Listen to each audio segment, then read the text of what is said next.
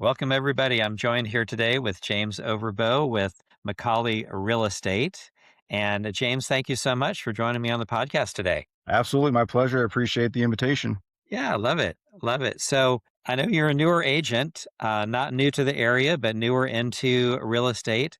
Uh, Tell me what prompted you to get into real estate? If it's something that you've always been interested in, what success you're seeing so far this year? Yeah, absolutely. So I am a new agent going on a year at the end of October. So about 9 months right now, and always kind of been interested in real estate. I got my first investment property in 2021, and just trying to help out in the community with affordable rentals and stuff like that. So previously, before I started real estate, I was a longtime track coach at Valparaiso University, and there was always a need for housing for staff, for grad students, and rental market in Valpo can be a little chaotic and a little expensive. So at times for some of the people that we had coming in, so I saw a need and had the ability, so got into real estate that way, and had a pretty significant life change last August, and no longer at the university. And so trying to figure out what was I going to do? What did I want to do?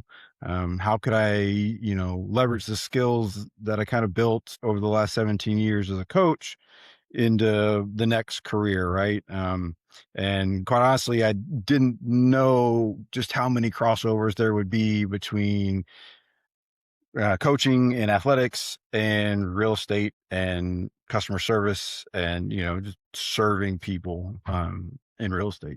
Yeah, yeah, absolutely. I mean, because you've done great. You've come out of the gate running, literally, and that has been awesome. Tell me a little bit about some of those crossovers that maybe you didn't realize, but have really paid off for you this first year. Sure.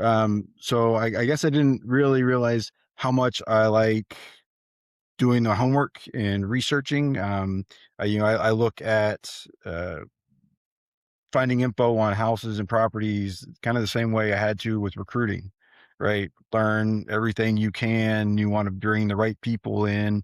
You need to find the right house, the right fit for each client. And so just kind of talent identification, if you want to put it a certain way. And so I really enjoyed that part so far.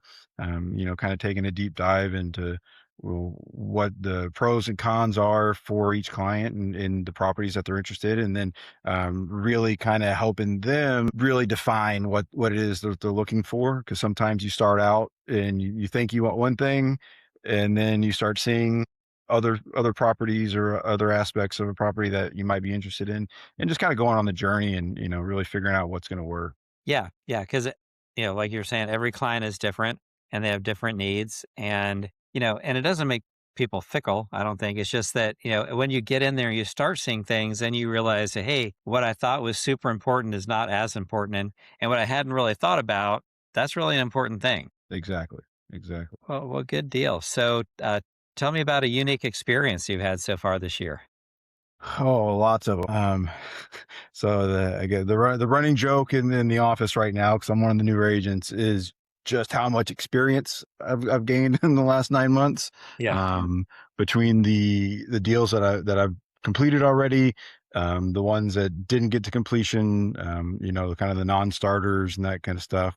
But I really am getting to put my hands in a lot of different transactions and dealing with a lot of different clients from both ends of the spectrum. You have the ones that the first time home buyers that know absolutely nothing about the process and, really need to take their hand and really help them through the whole process.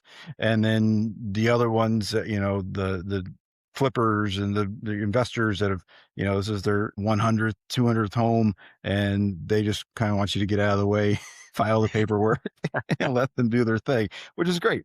But no, I really have got to learn a lot. And it's just I think the most memorable one would be the first one, right? Honestly. And we saw a lot of houses. You helped on that deal with Brian. We saw a lot of houses. We had some deals fall through, and but soon as he found the right house and the right deal, we were able to make it happen for him. And, the other ones weren't right until he found the one he's in, and he kind of knew it right from the get go. And we searched all over. He cast a very wide net. We were looking all over Northwest Indiana, and where he ended up wasn't even on the radar originally Yeah. when we started looking. So it was neat to see. Yeah, no, absolutely. And I'm a firm believer that it's not necessarily the time that you're in the business, but the number of opportunities that you have in that time, Right. because, you can have someone that's been in the business 30 years, but maybe they do one or two transactions a year and they're just not getting the same experience. What are some things that you did and still do that get you more opportunities to, whether it's talking with people or getting clients? It talking, really just um, finding opportunities to meet new people, take the time to put yourself out there, really. I just closed a property the other day. My neighbor down the street, who, we've spent the last 8 years waving at each other kind of thing, driving by, that sort of stuff. And my wife and I were out walking our dog, and they had a yard sale. So we stopped at their yard sale and started talking, and they said that they were moving to Florida. So, oh, okay. Well, if you'd like, you have a lovely home. If you'd like an opinion, more than willing to give you one. And, we kind of spent the day talking about the house, and they decided to go with me over another agent that they were already talking with. Our plans were very similar, and I think we both had a strong idea of what the house was worth and how we could make their plans work, because it was kind of a tight, crunchy timeline to get them to Florida and get the house sold. And so they ended up going with me, and so I was really appreciative of that. But yeah, it's just not being afraid to talk to people, and see people want another opinion. Always got an opinion to give to people, and some people might like it, some people may. But yeah, and it's a lot like, go back to coaching. I mean, I talked to a lot of potential recruits, over 17 years, and you've got to be able to give a good glimpse of yourself to somebody in the first, Mhm. 3 to 5 minutes, and make them first off comfortable with the person that they're talking to. Right? It really doesn't matter what I know or how I can help if people aren't willing to work with me because they feel comfortable with being around me. Right? Yeah. So Yeah. just try to be my genuine self and be inviting, and be as knowledgeable as I can. And I think the other part that I do really well, even though I'm a new agent, I know I don't know everything, but I will definitely find out. Right? The information is out there. It exists. I will get you the best, most up to date information I can, and help you make the right decision for yourself. Yeah. No, I love it. And, that old adage is that people don't care how much they know until they know how much you care is super important. And and also the fact that, people are buying into you before they, 'cause, you know, I think there was a time when, right, maybe, there was, I'm only going to use Remax, or I'm only going to use, whatever, put Hmm. in the fill in the blank, whatever real estate company that is. And, um, you know, even more now, it's like, it's the individual, because they're working with you. Right. Yeah. Yeah, the first hurdle I had to learn to get over was just the new buyer agency agreements that we have Hmm. to have signed to show houses. Yeah. That's still a pretty new form, and new procedure in real estate, and so there are a lot of potential clients that just aren't familiar with it, and Right. feel like there's always a level of distrust for realtors. Um, so it's making people comfortable with it. Like, I'm not trying to swindle you out of anything. Right. We're Right. trying to make it as clear as possible. So I got to learn real quick how to, explain that document to the best of my ability and make people comfortable with it. And then it's like, okay, now we can start, looking for houses that's out of the way, kind of thing. And but yeah, it's definitely been a journey this far. It's been fun. Yeah. So let's talk a little bit about the buyer's agent agreement that you were talking about Sure. there. Um, you know, you obviously, every realtor had to go through the learning curve, how to explain it. And, you know, you know, from the outside looking in, it looks to me like it's just providing transparency on, what was going on. What are your thoughts, and how do you explain that to people? Yeah, it's I think you described it well. It's supposed to provide transparency. It's supposed to kind of give borders to operate within, right? And so it's not just free for all. It's going to explain, the scope of the property searches that you're going to do, what you're going to show, what's available. It's going to show exactly what kind of commission that I would seek, and that we'd still do our best effort to make the seller pay that commission so that it's not on the buyer. But it also states in the form that if the seller only is willing to cover part of it, that the buyer would be on the hook for the rest of it. However, myself and any of the other agents I know have never done that. The So most recently here, we had a deal that they wouldn't accept. I had a buyer, and they wouldn't accept the 2.5% commission that I was seeking, but they would cover 2%. So I amended the buyer agency I had with my client down to 2%, and it took a 2% commission on that Mhm. deal. Okay. So we're not. I'm here to help facilitate, right, the buyer or the seller doing what they need to do. This is a service industry, Hmm. and so we're going to do what we need to do to get the job done, right? And so that, to me, that's not. I'm not going to fret over that 0.5%. Hmm. I would rather help, do a really good job, make my clients happy, get a referral hopefully on the next one, kind of thing, right? It's to burn a bridge over 0.5% or make somebody unhappy. There's always going to be another one in my book. So I'd rather just keep the ball moving and, not bog down the process at all.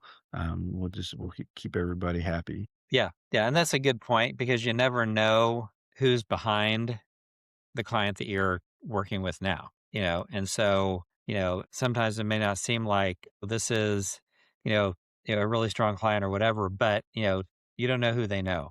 And Sure. if we're treating everybody, with respect and giving everybody the same high level of service, then, we open up those opportunities. Absolutely. Well, so let's fast forward 5 years from now, and, what is ideally, what does your, real estate practice look like? That's a difficult question, I think, for me. It's definitely going to evolve.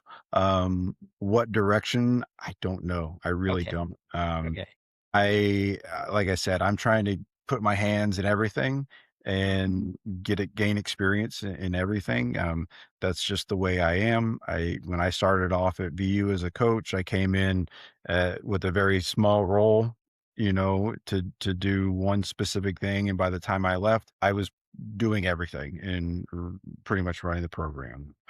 So it's one of those things where I like to have a lot. I don't like a lot of downtime. Mhm. So but I don't know what that looks like in real estate. Okay. So I don't know what I want to accomplish, but I know I haven't done it yet. So Yeah, no, I love it, and I love the idea of, improvement, getting more opportunities, trying different things, and, becoming more valuable. Ultimately, the more valuable that you are, the more valuable you are to yourself and your marketing, because obviously then you're more valuable to the client, and that's, at the end of the day, that's the end all be all. but yeah, I would rather kind of, you know build my name in my business, word of mouth, trust. I don't know. I'm not a very creative person, anyways, with my own marketing. I don't know. I can sell a house, but I don't know. I know I don't photograph as well as the property. So about plastering my face all over billboards. I don't know if I'm up to that. But no, I want my name to mean something in just in the community. And if my real estate business improves because of that, then good. Love it. I love it. Well, tell me what you like to do when you're not doing real estate. Oh, yeah, it just depends. I mean, yesterday I dropped the gas tank on my Jeep to replace the fuel sending unit. So uh, yeah, I like to work with my hands. Okay. I don't mind getting dirty. My daughter's been on a kick here recently. We've been fixing up furniture in her room. We redid a desk and a chair and some shelves for her. She got to sand them down and finish them and paint them and reupholster the chair. And I'm lucky she's interested in that kind of stuff because I like to do that stuff. So she gets to join in. But other than that, go up to Lake Michigan, sit at the beach for a little while, and Nice. hang out. Pretty simple, I'd say. Yeah, no, no, that's good. I mean, it's important to take those times, and whether it's spending time with family because the kids are only young once, and then having some time to recharge, super Yeah, important. absolutely. Yeah, the college athletics was great. Um, I really kind of grew when I was in that position, but you get kind of in the habit of doing things for so long that you kind of lose perspective on, I would say sometimes. I mean, I honestly didn't realize how often I was gone. Just away, 2 days at a time, 4 days at a time, a week at a time sometimes, traveling with the team, and the job was year round basically. So, it's been really nice. I haven't spent more than a day away from my kids, in a row for an entire year. So it's been a big difference, and we've seen that difference in the household, and, really, really enjoying that part of it. Love it, love it. That's awesome. So what are your goals for the second year of real estate? Well, so year one, we're almost done with year one, kind of, but so I've set a goal for myself. I don't know how lofty it is, but I'd like to be the top producing rookie agent for Macaulay this year. Nice. So I have an idea of what that's going to take. I don't know the exact numbers of the amount of business that the winner from 2025 did, but I have an idea, and that's kind of my target.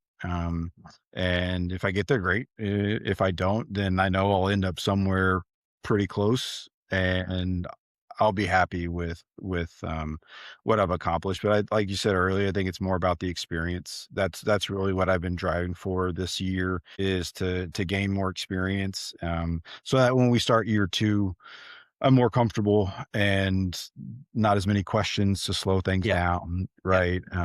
And year 2, I think, continuing to learn, and make more contacts, that's the other part. I'm trying to, become a trusted name, and not just for clients, but for other agents, that I work with. I treat it very much like a 9 to 5 job. Right, I'm in the office, every day. People see me, I'm visible, and because of that, opportunities have already come my way, from other agents, and so I want them to know that I'm around, I'm yep, trusted, I can do a good job for yep. them, right?